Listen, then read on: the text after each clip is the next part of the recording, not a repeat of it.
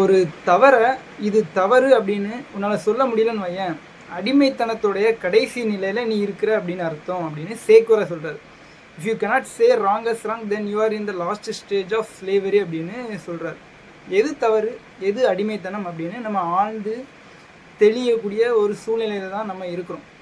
ஒரு அரசாங்கம் மதுபான கடையில் வச்சு நடத்துது, தெருவுக்கு தெரு டாஸ்மாக்கு, கூட்டம் குறைஞ்சபாடே இல்லை. எனக்கு பிடித்த ஒரு நடிகன் தன்னுடைய படங்கள் முழுவதும் மது பாட்டிலோடி சுற்றுறான்.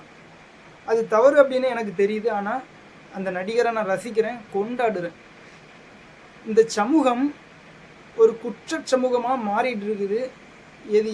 இதெல்லாம் நடந்தால் தப்பு அப்படின்னு தெரியுது, ஆனால் இது நடக்காமல் இருக்கிறது எப்படிங்க சாத்தியம் அப்படின்னு ஒரு நார்மலைஸ் மைண்ட் செட்.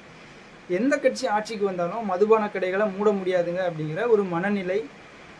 இளம் தலைமுறையினர்கள் மது குடிப்பது அப்படிங்கிறது ஒரு கெத்து அப்படிங்கிற ஒரு மனநிலைக்கு வந்துட்டாங்க. யாரு தாங்க குடிக்கலை அப்படிங்கிற ஒரு நார்மலைஸ் மைண்ட் செட். ஒரு அரசாங்கம் மதுபான விற்பனையை எப்படி பண்ணலாம், எப்படி அதிகப்படுத்தலாம் அப்படின்னு மதிப்புமிக்க பதவியில் இருக்கக்கூடிய கலெக்டர்ஸை நியமித்து ஆலோசனை நடத்துகிறாங்க. அந்த சூழ்நிலையில் இப்போ ஆட்சி நடந்துட்டுருக்கு.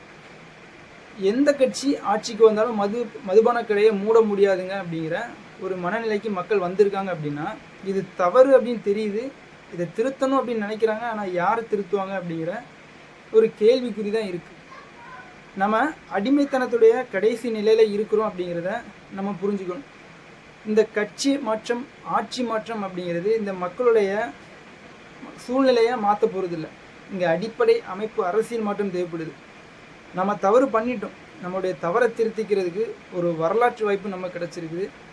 ஒரு நெருப்பை கொண்டு அணைக்க முடியாது. திமுக அப்படிங்கிற கட்சியை அதிமுக அப்படிங்கிற கட்சி மூலமாக மாற்றி அமைச்சோன்னு வைங்களேன், மதுபான கடை இருக்க தான் போகுது, ஊழல் லஞ்சம் இருக்க தான் போகுது, வழக்கொள்ளைகள் இருக்க தான் போகுது. ஆனால் டாஸ்மாக் கலாச்சாரத்தை தவிர்த்து விவசாய பொருளாதாரத்தை இந்த மண்ணுக்கும் மக்களுக்குமான ஒரு அரசியலை நிறுவக்கூடிய ஒரு கட்சி இருக்குது, நாம் தமிழர் கட்சி. நாம் தமிழர் கட்சிக்கு நம்ம வாக்களிக்கிற மூலமாக நம்முடைய வாழ்க்கையோடு சேர்த்து நம்முடைய எதிர்கால தலைமுறை வாழ்க்கைக்கும் ஒரு உறுதிப்பாடாக நம்ம கொடுக்க முடியும். ஒரு சிறந்த நாடாக நம்முடைய நாடை நம்ம உருவாக்க முடியும். ஆமாம், நம்ம தவறு பண்ணிட்டோம், ஆனால் தவறை திருத்திக்கக்கூடிய ஒரு அரிய வாய்ப்பு நம்ம கிடச்சிருக்குது.